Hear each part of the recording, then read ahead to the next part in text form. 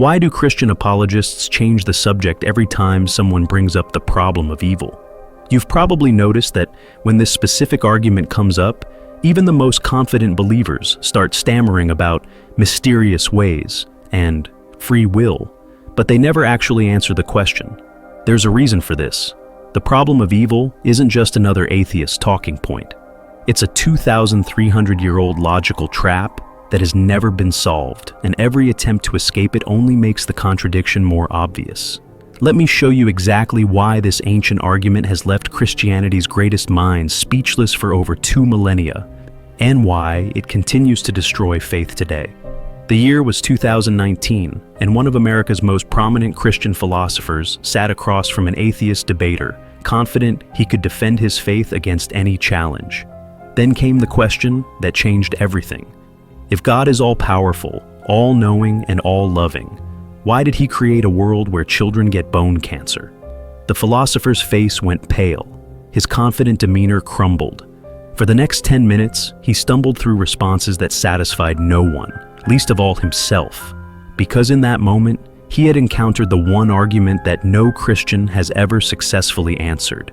This isn't hyperbole. This isn't atheist propaganda. This is a documented fact. For 2,300 years, since the Greek philosopher Epicurus first formulated what we now call the problem of evil, not a single Christian thinker has provided a logically consistent solution.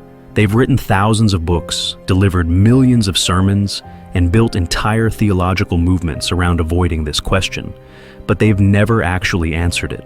The psychological impact of this argument is so devastating that most Christians have developed elaborate mental defenses to avoid thinking about it clearly. They'll quote scripture, invoke mystery, appeal to emotion, or simply change the subject.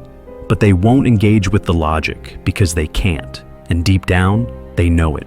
Here's what makes this argument so uniquely destructive to Christian belief. The problem of evil isn't complicated. A child could understand it, which is precisely what makes it so powerful. It goes like this.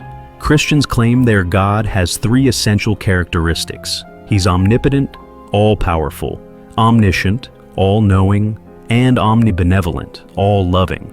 But if all 3 of these are true, then evil shouldn't exist. The fact that evil does exist means at least one of these characteristics is false, which means the Christian God, as defined, cannot exist. Let's break this down step by step and watch how every escape route leads to a dead end. If God is all-powerful, he can prevent any evil from occurring. If he's all-knowing, he's aware of every evil that will happen.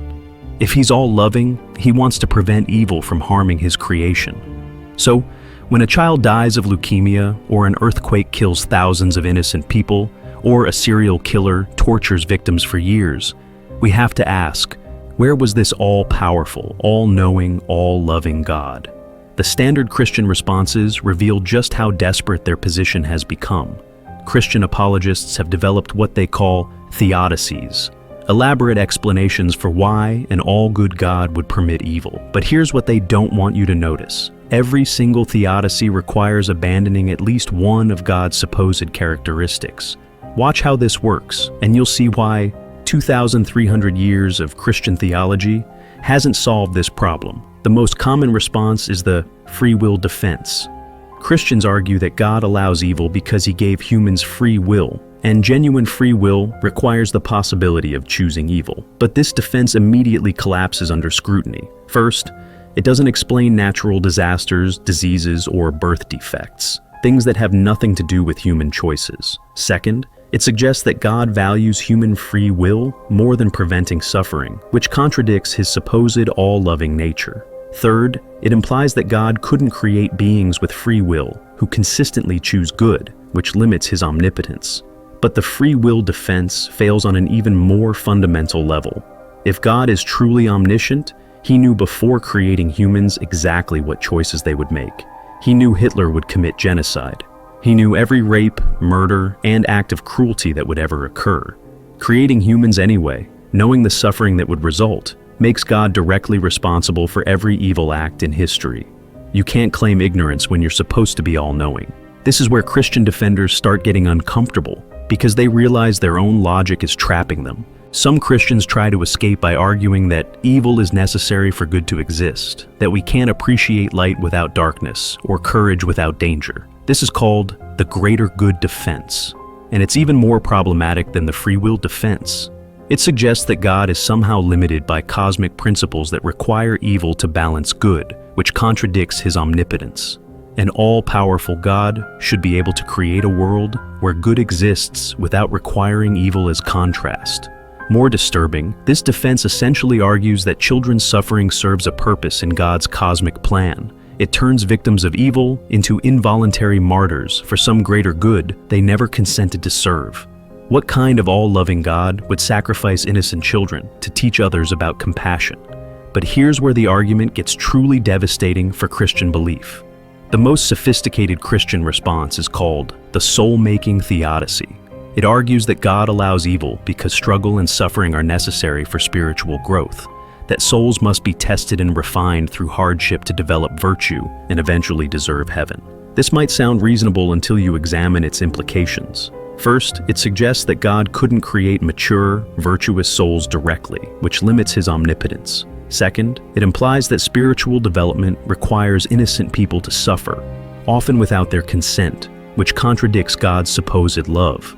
Third, it treats the worst evils, child abuse, genocide, torture, as educational tools in God's spiritual curriculum, which is morally repugnant. But the soul-making theodicy fails on an even deeper level when you consider what Christians believe about heaven.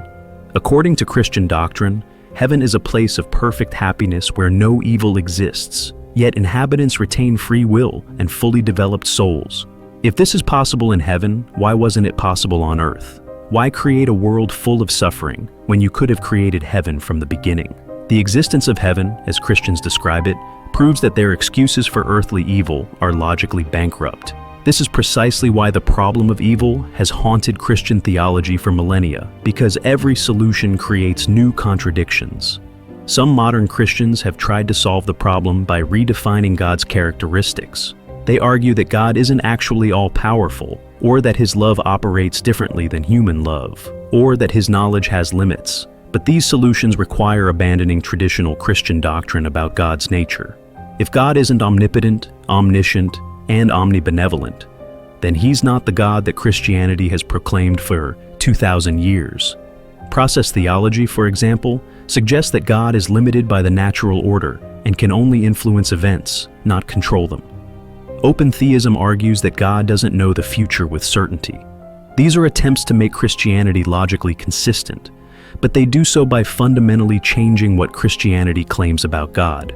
And here's what makes this situation even more psychologically devastating for believers.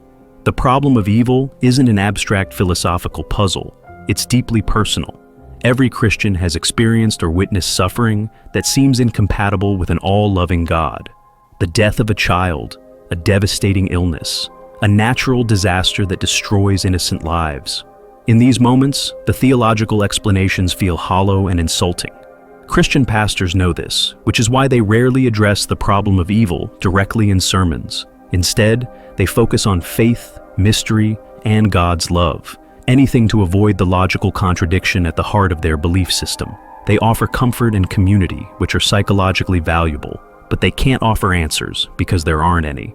This creates a profound cognitive dissonance in Christian believers. They're taught that questioning God is wrong, that doubt is a sign of weak faith, that suffering serves God's purposes. But their rational minds recognize the logical contradictions, and their hearts rebel against a God who would permit such suffering. Many resolve this tension by compartmentalizing, keeping their emotional faith separate from their logical reasoning. But some believers can't maintain this compartmentalization forever. The psychological research on deconversion, the process of leaving religious faith, consistently shows that the problem of evil is one of the primary factors that leads Christians to abandon their beliefs. It's not usually a sudden revelation, but a slow erosion of faith as believers struggle with the contradiction between their doctrine and reality. Former Christians often describe a moment when they realized they were making excuses for God's behavior that they would never accept from a human being. If a human parent watched their child suffer when they could easily prevent it, we'd call that parent abusive.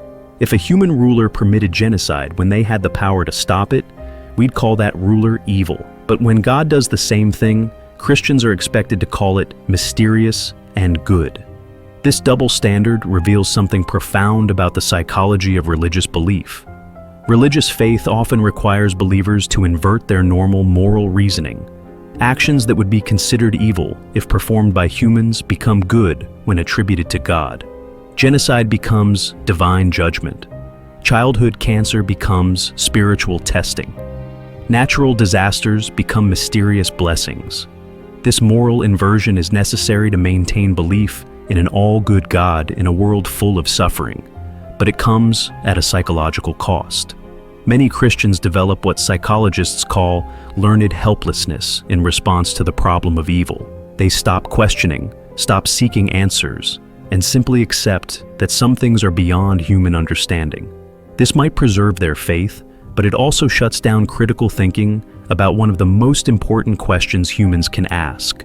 If God exists, what is his relationship to suffering? The most intellectually honest Christians acknowledge that the problem of evil remains unsolved. Throughout history, some of Christianity's greatest thinkers have admitted the difficulty of reconciling God's supposed characteristics with the existence of evil. Augustine struggled with it. Aquinas wrestled with it. Modern philosophers like Alvin Plantinga have devoted careers to it. But honesty compels them to admit that they haven't solved it. They've only developed elaborate ways of living with the contradiction. This intellectual honesty is actually refreshing compared to the confident assertions of popular Christian apologists who pretend the problem has been solved. It hasn't. After 2,300 years, the basic logical contradiction remains. An all-powerful, all-knowing, all-loving God is incompatible with the existence of evil and suffering. This doesn't necessarily prove that no God exists. Perhaps there's a limited God, or an indifferent God, or a God with different characteristics than Christianity claims. But it does prove that the specific God of traditional Christianity, omnipotent, omniscient, and omnibenevolent, cannot exist in a world that contains evil. The implications of this conclusion extend far beyond abstract theology. If the Christian God doesn't exist as described, then the entire edifice of Christian doctrine collapses. The problem of sin, the need for salvation, the meaning of Jesus' sacrifice, the promise of heaven, all of these depend on the existence of a perfect God whose standards require such elaborate solutions. Take away the perfect God, and you're left with a collection of moral teachings, historical stories, and cultural traditions, valuable perhaps, but not divinely revealed truth. This is why Christian institutions invest so much energy in avoiding serious engagement with the problem of evil. It's not just another theological question. It's the question that exposes the logical inconsistency at the foundation of their entire worldview. Addressing it honestly would require fundamentally rethinking Christian doctrine, which most institutions are unwilling or unable to do. The personal cost of this intellectual dishonesty is enormous for individual believers. Christians are taught that their faith provides answers to life's deepest questions, including the question of suffering. But when suffering strikes personally, when their own child dies, when they face devastating illness, when tragedy overwhelms their family, the theological answers ring hollow. They're left with platitudes about God's mysterious ways and promises about future rewards that feel inadequate in the face of present pain. Many Christians resolve this by compartmentalizing their beliefs, keeping their intellectual doubts separate from their emotional faith. They continue attending church, reading scripture, and participating in religious community, while privately acknowledging that they don't have satisfying answers to the most important questions. This compartmentalization works for some, but it's psychologically exhausting and intellectually dishonest. Others respond by deepening their faith commitment, interpreting their doubts as spiritual attacks, and their questions as signs of insufficient faith. They surround themselves with fellow believers who reinforce their beliefs and avoid exposure to challenging ideas. This approach preserves their faith, but at the cost of intellectual growth and honest inquiry. The healthiest response, though less common, is to acknowledge that the problem of evil genuinely challenges Christian doctrine and to adjust beliefs accordingly. Some Christians have moved toward more limited concepts of God, gods who are loving but not all-powerful, or powerful but not all-knowing, or involved in creation but not micromanaging every detail. These modified beliefs are more logically consistent with the existence of suffering, but they require abandoning traditional Christian claims about God's nature. Others have embraced religious naturalism or Christian humanism, finding value in Christian moral teachings and community, while abandoning supernatural beliefs that create logical contradictions. They appreciate Jesus' ethical teachings without believing in his divinity, and they find meaning in Christian traditions without accepting Christian cosmology. Still others have concluded that the logical contradictions in Christianity are irreconcilable and have left religious faith entirely. They've decided that intellectual honesty requires accepting that some of humanity's most cherished beliefs might be comforting fictions rather than objective truths. In the end, the problem of evil serves as a crucial test of intellectual honesty for anyone examining Christian claims. The argument itself is simple enough for a child to understand, yet sophisticated enough to challenge the greatest philosophical minds. It doesn't require specialized knowledge or complex reasoning, just the willingness to think clearly about the logical implications of Christian doctrine.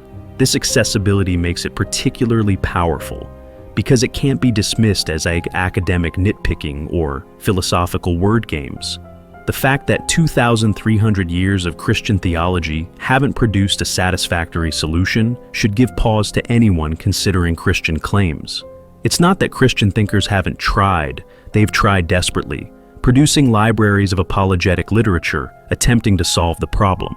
Their failure suggests that the problem might be insoluble because it exposes a genuine contradiction rather than a mere puzzle. For those who value truth over comfort, intellectual honesty over traditional belief, the problem of evil remains what it has always been: an unanswered challenge to Christian faith that reveals the human tendency to maintain comforting beliefs even in the face of contradictory evidence.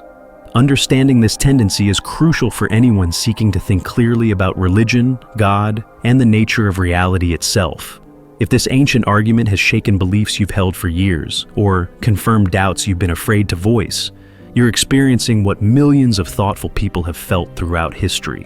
The courage to question isn't weakness, it's the foundation of intellectual growth. Subscribe right now and hit that bell, drop a comment below. Sharing your own struggles with these questions, you'll find you're far from alone in grappling with the contradictions between religious doctrine and logical reasoning. And if this video helped clarify thoughts you couldn't quite articulate before, share it with someone who might be wrestling with the same questions. Sometimes the most important journey begins with admitting that the answers we've been given simply don't work. See you in the next one.